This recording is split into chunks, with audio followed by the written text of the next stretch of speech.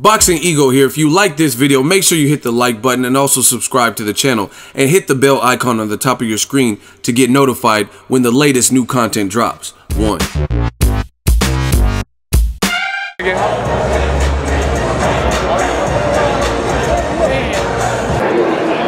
Boxing Ego, I'm with the man, Saul Neno Rodriguez.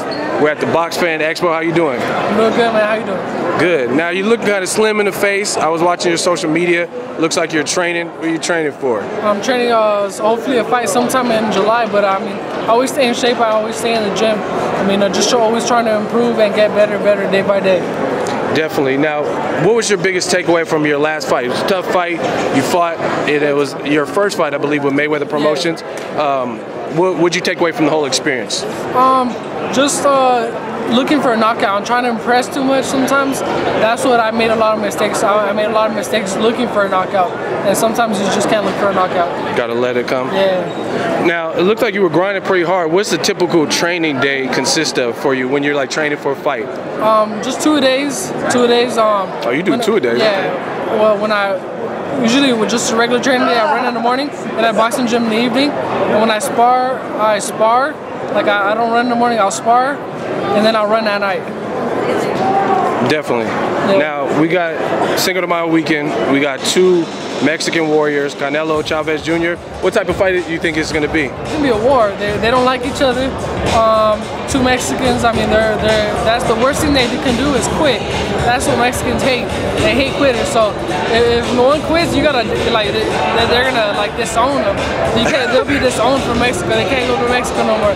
So they gotta like put the heart on the line. They gotta like risk it all. Yeah, risk it all. You have to be willing to die in the ring. So these fighters and they already don't like each other, so they're gonna go at it.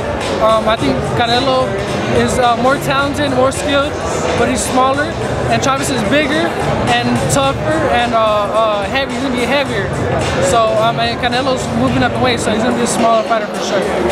Definitely. Now, what is it about, like you said, the culture just hates quitters? Like, hate when people quit and they get a bad rap. Why is it the worst thing? I don't know. It's just the thing about Mexicans, man. Like me as a fighter, I know when I go in the ring, I have to be willing to die in there. Like and that's my blood too, though. Like I'm like, you know, we love rooster fights. I like rooster fights, and I always watch them when I'm in Mexico. But and the roosters fight till they die. So and that's the anger that they have inside, like the anger of the roosters. They fight till death, and that's how they want to see fighters. If you're a fighter, you have to fight till you can't fight no more. You know? Definitely. That's how I feel, and that's how Mexicans like to see other Mexicans in there. Yeah, definitely. It's just heritage, and it's a historic, especially in America, Cinco de Mayo weekend. Have you ever had a fight where you guys just had bad blood, like leading up to the fight, like kind of like the Canelo-Chavez?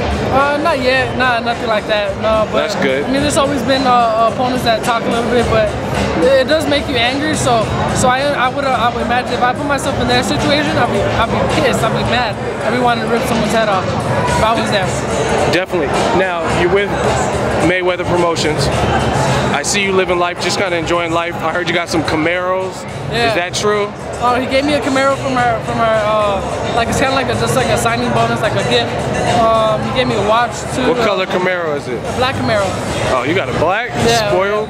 Yeah, I got a black one. I put 22-inch rims on it, and I put a sound system in it. What kind of speakers? You got 12? JL Audio 10s. Oh, got 10s? Okay. It sounds good though? Yeah, it sounds great. The whole car vibrates. You be picking your dates up in that? Yeah, all my days. Too bad it's a small car, but you know, I make them take turns. Alright, you just can't get no tickets. I see you got a nice watch too. I got a Nixon right now. I can't wear my Rolex everywhere. Oh, you got a Rollie too? No, Floyd gave me a Rolex with all diamonds on it, but I can't wear it everywhere. Yeah, I wouldn't wear that everywhere. It's just not safe, brother. You know what I mean? People might snatch and grabs and stuff. Not even, just try to rob me. Yeah, I feel you. You got to be smart, even though you're living the life. Now, Floyd Mayweather, speaking of Mayweather and Money May, is a big fight that's worth a lot of money, whether people want to see it or not. and that's the Conor McGregor fight. Do you, in your personal opinion, think that fight will happen, or do you think the UFC might block it? I think it'll be huge. There's a lot of money to be made, so I don't see why not. They shouldn't make it. It'll be huge. UFC fighter, the biggest UFC fighter, and the biggest person in boxing, when Mayweather colliding in like two different sports and making it one fight. A boxing fight, of course, it'll be huge. All of Ireland following, and then all of the United States, it'll be crazy. Like another Pacquiao Mayweather. Definitely.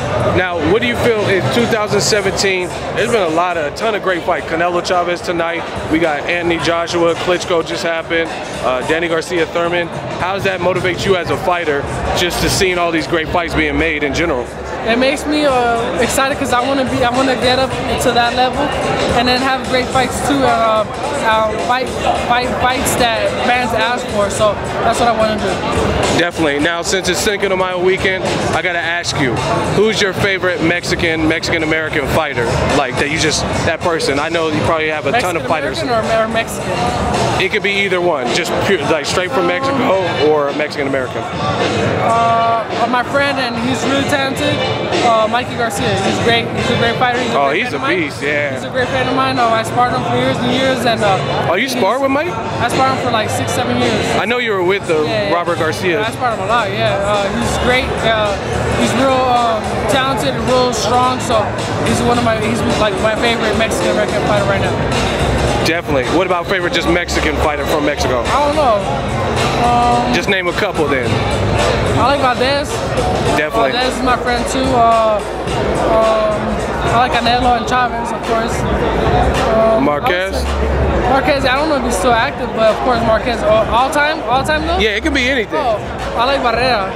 Oh, the babyface assassin. Yeah, my favorite. You got the baby face. Yeah, no, but he's badass, man. He's one of my Definitely. Him and Eric Morales, definitely classic wars. My current fighter though is Rigondeaux. Rigondeaux is a beast. What do you like about Rigondeaux? His defense. I'm trying to improve my defense, so I watch him a lot to like learn little things and take things from him and add them to my game. Rigondeaux.